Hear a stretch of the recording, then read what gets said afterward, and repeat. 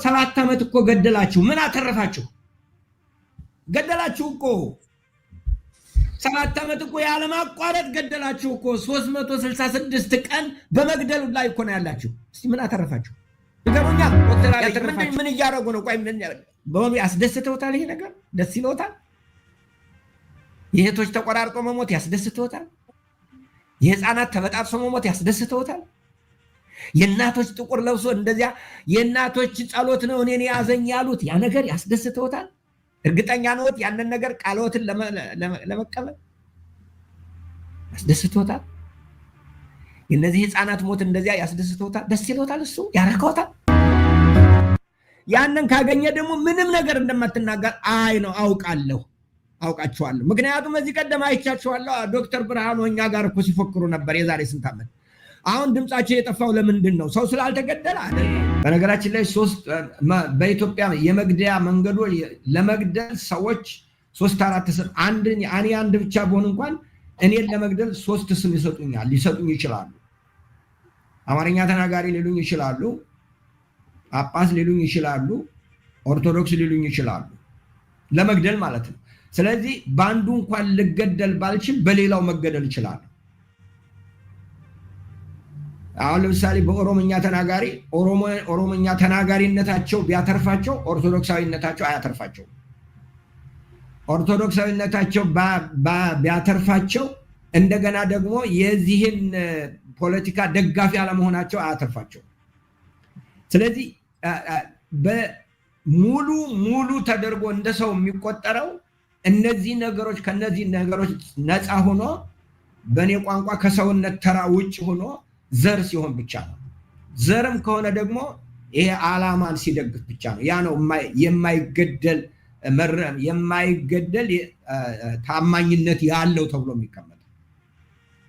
ስለዚህ እንደዚህ ባለበት ሀገር ላይ ስለሞት ግለጽልኝ ብትለኝ ከንባ በቀር ለምን ልገልጽ? እንዴት አድርጌ ልገልጽልህ እችላለሁ? ቃል የት ላይ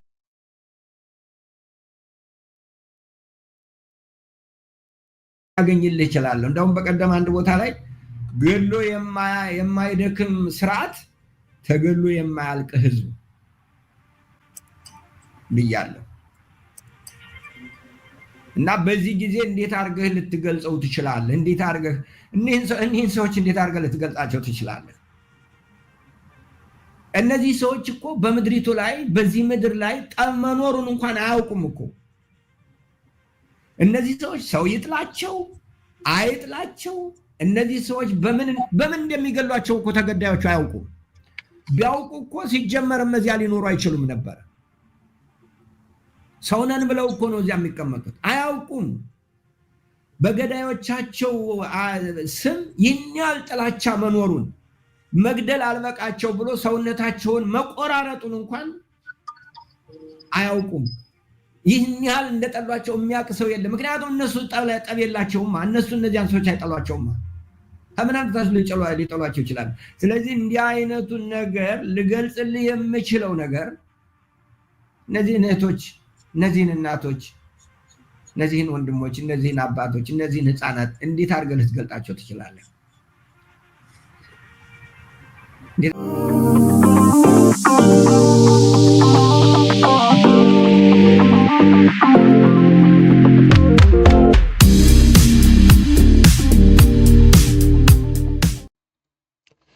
ሰላም ጤና ይስጥልን። እንደምን ሰነበታችሁ? እንደምን ቆያችሁ? እግዚአብሔር ይመስገን እኔ በጣም ደህና ነኝ።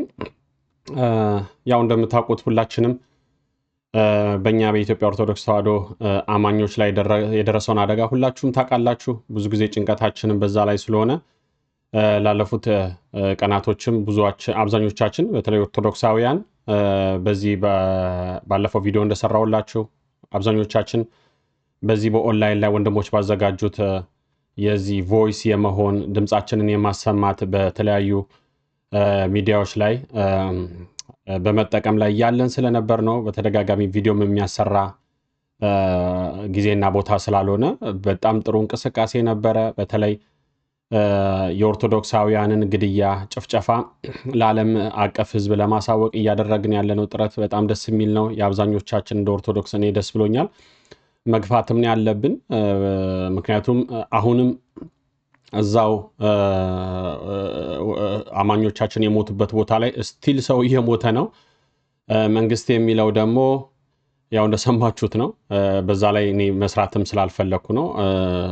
እዛው አካባቢው ሰላም ነው፣ ዝም ብለው ነው፣ በሶሻል ሚዲያ ላይ ነው ሃይማኖት ከሃይማኖት እያጋጩ ያሉት የሚል ከመንግስት ሚዲያ ላይ ሲናገር ስለሰማው በጣም አሮ ነው። ብቻ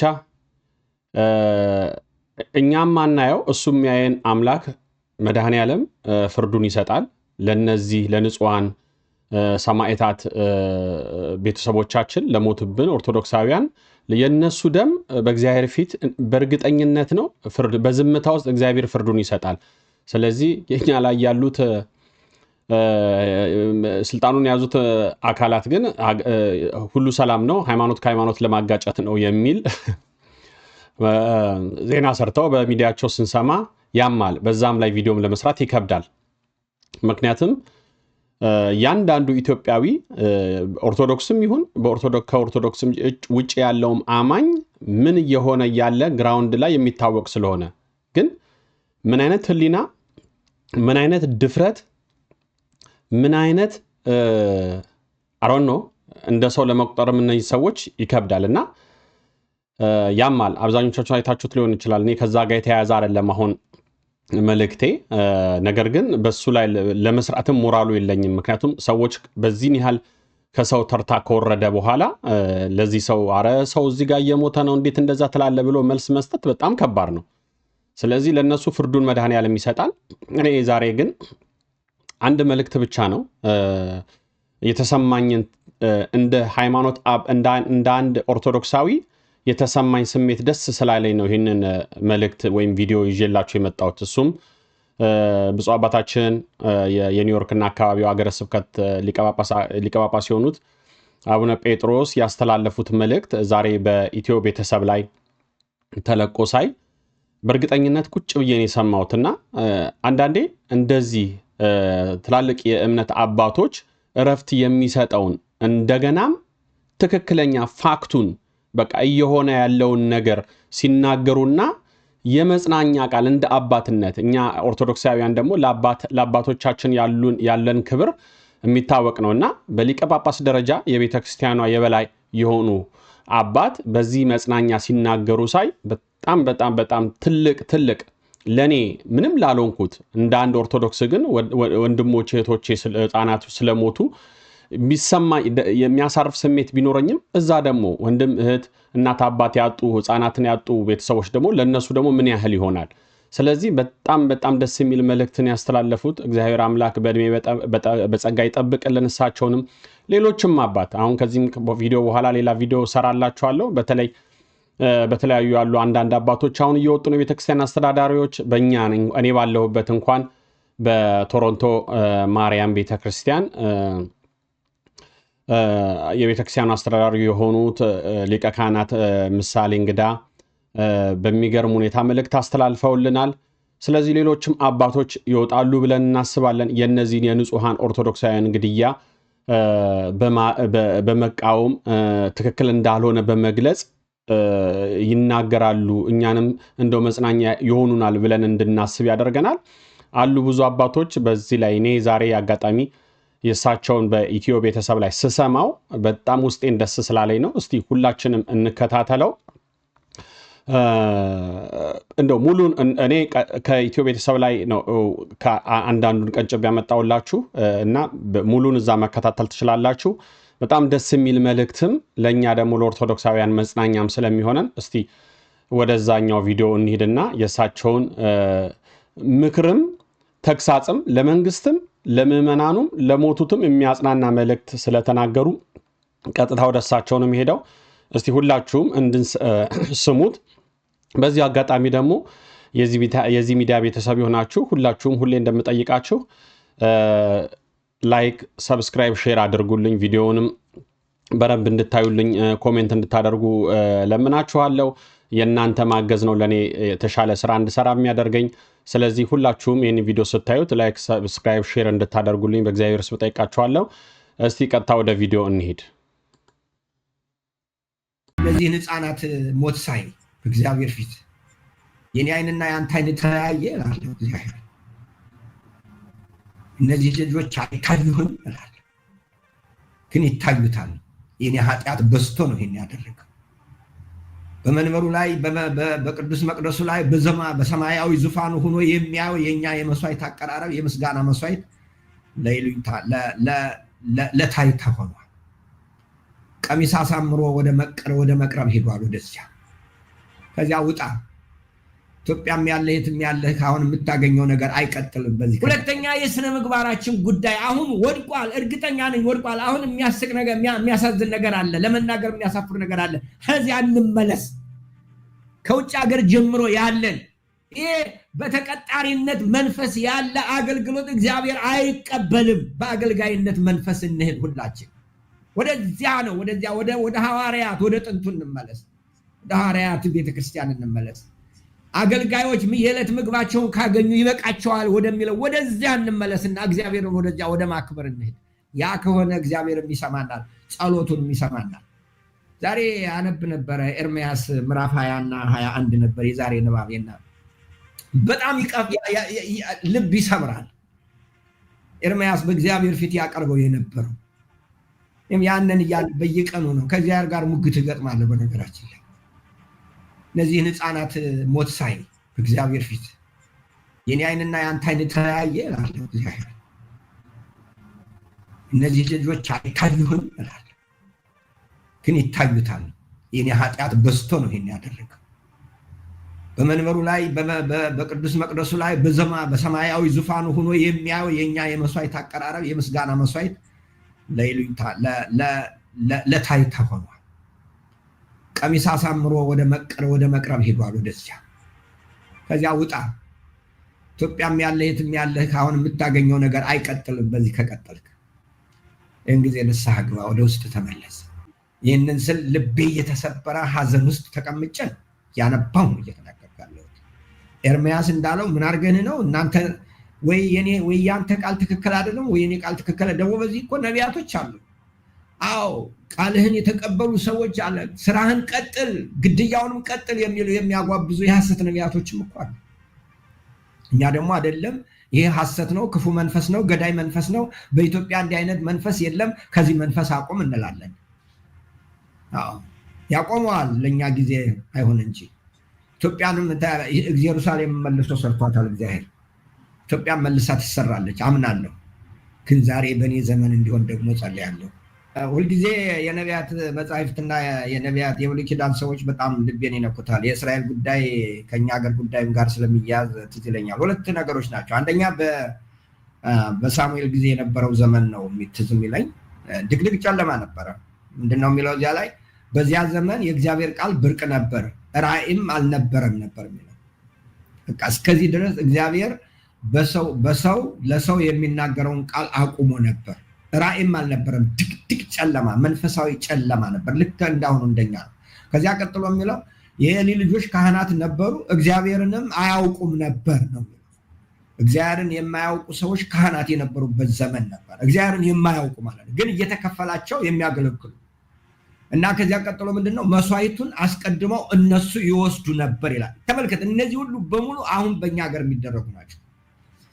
የገባውን ገንዘብ አስቀድመው የሚቆጥሩ ካህናት አሉ። አስቀድመው ቆጣሪዎች፣ ገንዘብ ቆጣሪዎች ካህናት አሉ።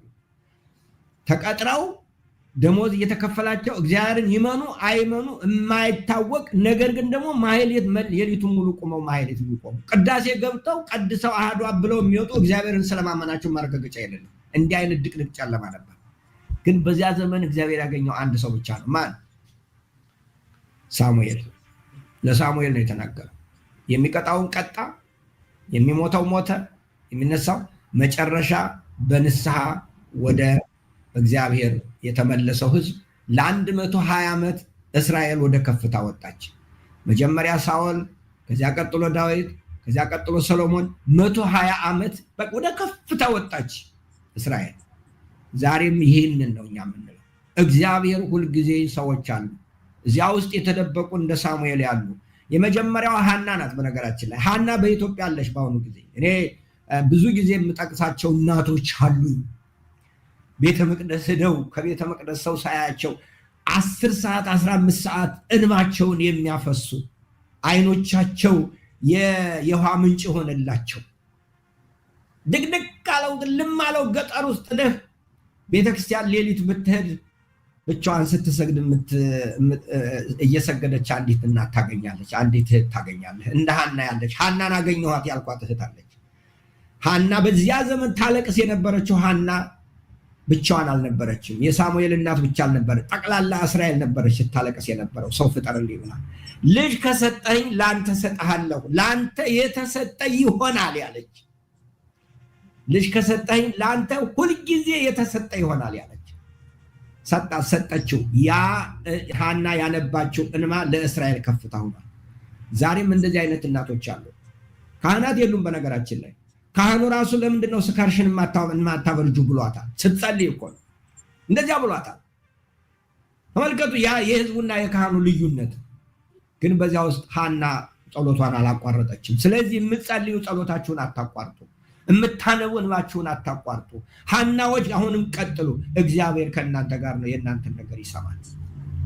ሳሙኤሎች ደግሞ በየቤተ ክርስቲያኑ ያላችሁ ሳያስቀድሱ መሮጥን ተውና በእግዚአብሔር ፊት መንፈሳዊ ሁኑ። ማሕሌቱን ቁሙ። ነገር ግን ሳታስቀድስ የምትሄድ ከሆነ ስጋው ደግሞ የማትቀበል ከሆነ መንፈሳዊነት ከጎደለህ የኤሊ ልጅ ነው የምትሆነው። ከኤሊ ልጅነት ሌላ አታልፍም። እዚህም ነፃ ሆን፣ መንፈሳዊ ሁን። ቁመህ እንደገና በእግዚአብሔር ፊት በሰማያዊ ዙፋን አስቀድሰህ ስጋው ደግሞ ተቀበል። ያ ከሆነ እግዚአብሔር በአንተ ኢትዮጵያን ወደ ከፍታ ያወጣል። ካህን ኤሊ ደግሞ ሰው አትሳደብ። ካህን ሽማግሌ ይሆንክ አንተ የእግዚአብሔር ወኪል ነህ። ህዝቡ ሲመጣ ህዝቡን ደግፈው፣ አይዞህ። ልክ መጨረሻ ላይ ኤሊ ራሱን ተጸጽቶ እግዚአብሔር ይባርክሽ ብሎ ባርኮ እንደሰደደ የሚመጡትን ምዕመናን እግዚአብሔር ይባርካችሁ በሏቸው። ለገንዘብ መቁጠር አትሽቀዳደሙ። ገንዘብ ነገ ይደርሳል። ብትቆጥሩም ሳትበሉ ትሞታላችሁ። ስለዚህ ወደዚህ ወደ ከፍታ ሄዱ፣ ወደ መንፈሳዊ ከፍታ ሄዱ።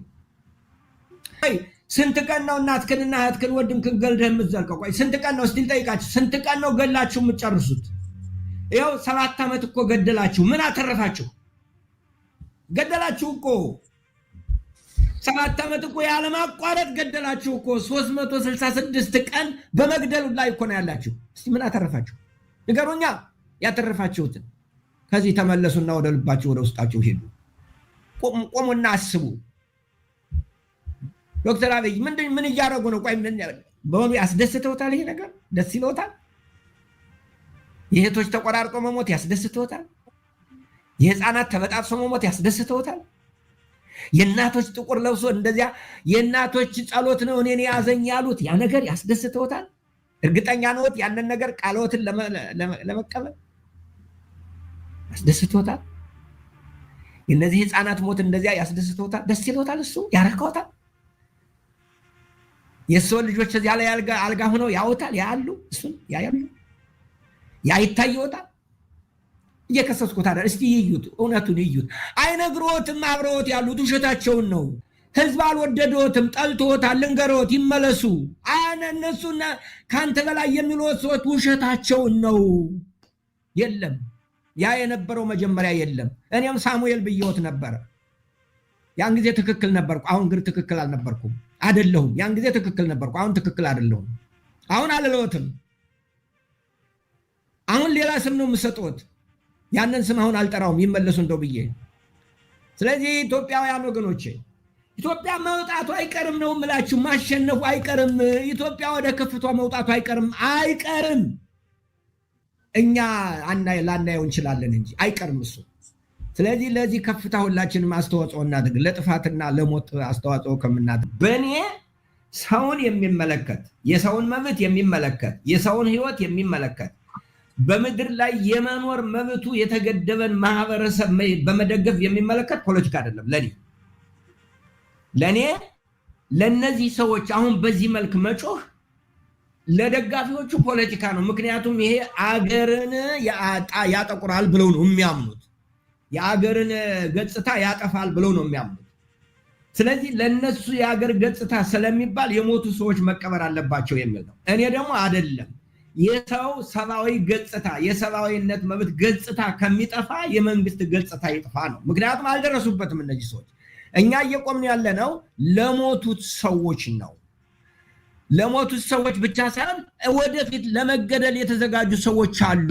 ይሄ ነገር ካልቆመ ሁላችን ማናችንም አንተርፍም ነው እኮ እያልኩ ያለሁት። አንተርፍም ማናችንም። ይሄ ነገር መቆም አለበት። ማቆም ያለበት ማን ነው ነው ጥያቄው። ማስቆም ያለበት የመጀመሪያው ደረጃ እኔ እናንተ እዚህ ያለነው ህዝቡ እንዲንቀሳቀስ፣ እንዲበረታ፣ እንዲጠነክር መቀስቀስ ነው። እንዲበረታ። አሁን መቀስቀስ የሚለው ቃል ራሱ ፖለቲካ ነው ለነሱ። መቀስቀስ የሚለው ይሄ መቀስቀስ የሚለው ሽብር ተብሎ በሽብር የሚያስከስስ ነው። ይሄ ማህበረሰቡ ይደራጅ ማለትም ፖለቲካ ነው። ማህበረሰቡ ራሱን ይከላከል ማለትም ፖለቲካ ነው። እነዚህ ሁሉ ፖለቲካ ናቸው ለነሱ። ለኛ ደግሞ ራስን ማስጠበቅ ህልውና ነው። የህልውና ጉዳይ ስለሆነ አትንኩኝ፣ አትግደሉኝ ማለት ሰብአዊነት ነው። ይህንን እንዴት አድርገን እናስታርቀው? ከዚህ ስንወጣ ነው ማህበረሰቡ አንድ ሊሆንልን የሚችል።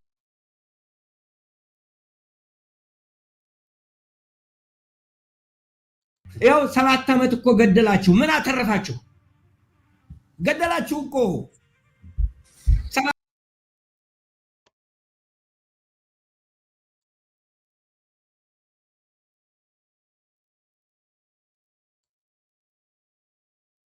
እኔ ደግሞ አይደለም የሰው ሰብአዊ ገጽታ የሰብአዊነት መብት ገጽታ ከሚጠፋ የመንግስት ገጽታ ይጥፋ ነው። ምክንያቱም አልደረሱበትም እነዚህ ሰዎች። እኛ እየቆምን ያለነው ለሞቱት ሰዎች ነው። ለሞቱት ሰዎች ብቻ ሳይሆን ወደፊት ለመገደል የተዘጋጁ ሰዎች አሉ። ይሄ ነገር ካልቆመ ሁላችን ማናችንም አንተርፍም ነው እኮ እያልኩ ያለሁት። አንተርፍም ማናችንም። ይሄ ነገር መቆም አለበት። ማቆም ያለበት ማን ነው ነው ጥያቄው። ማስቆም ያለበት የመጀመሪያው ደረጃ እኔ እናንተ እዚህ ያለነው ህዝቡ እንዲንቀሳቀስ፣ እንዲበረታ፣ እንዲጠነክር መቀስቀስ ነው። እንዲበረታ። አሁን መቀስቀስ የሚለው ቃል ራሱ ፖለቲካ ነው ለነሱ። መቀስቀስ የሚለው ይሄ መቀስቀስ የሚለው ሽብር ተብሎ በሽብር የሚያስከስስ ነው። ይሄ ማህበረሰቡ ይደራጅ ማለትም ፖለቲካ ነው።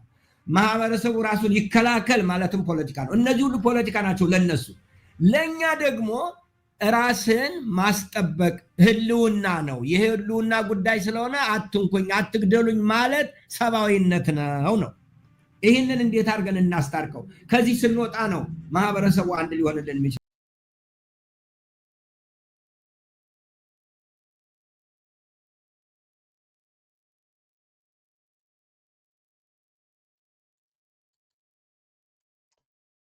እኔ ከዚህ ላይ ምንም የምጨምረው ነገር የለም።